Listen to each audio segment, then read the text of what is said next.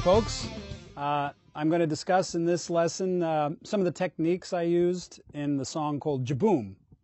It's kind of a up-tempo, sort of a rock blues progression, which is very unlike me. But I do play blues occasionally in the privacy of my own home when nobody's listening. But what it is this concept of pulling off these notes. And whenever I'm working on something, as I mentioned before, I break it down into small pieces and I make exercises out of every little piece. And if you listen to that track, it's got a head that goes.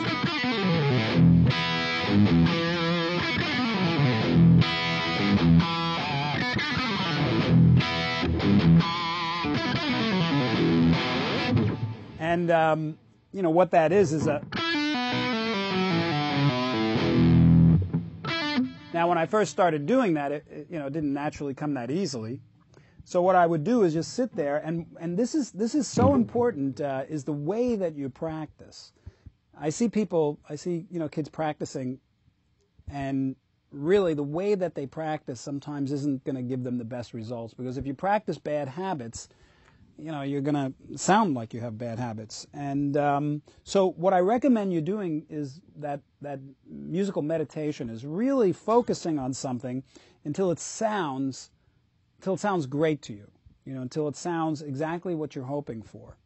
And the way that you get it to sound that way is you imagine it sounding that way, because you can't work towards something that you don't know what the end result is. What you're looking for is every note has to have its own zip code. It has to have its own life. It has to be its own personality.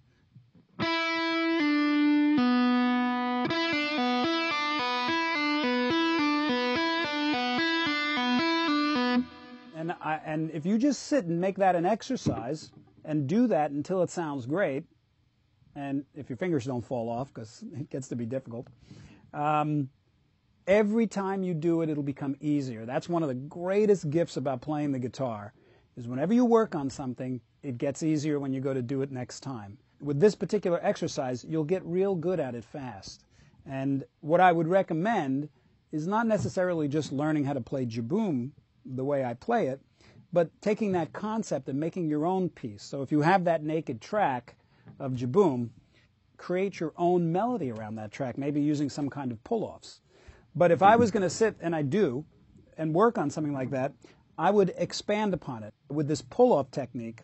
It's very, there's some, there's a little bit of math behind it in that it's, you have to pull off the note and then pull off the next, and you have to hammer the next note so that all the levels are good.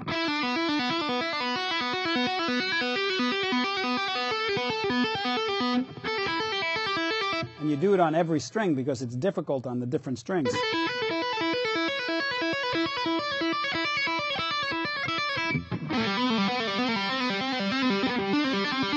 You want this rolling action.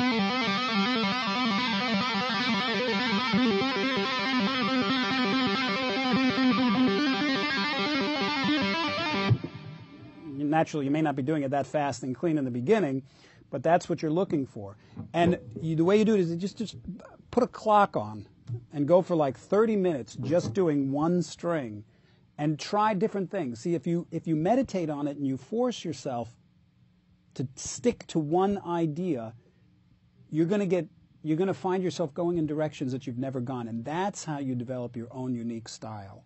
Oh, I love it when he just goes for it,